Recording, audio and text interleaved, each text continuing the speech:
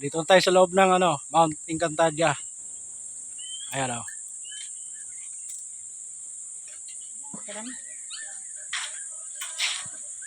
Tindahan, pag gusto nyo mag-soft drinks, ayun na. Hanggang mamaya tayo. Napakalamig dito. Kahit ganito ka tag-araw, malamig pa rin ang ambience dito. Oh, kita nyo naman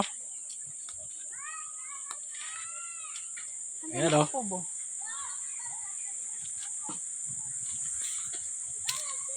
pupuntahan natin yung ilog. Ayan Mount Encantadia. Ayan. Ayan. Ayan. Ayan po yung ilog. Apakalinaw ng tubig.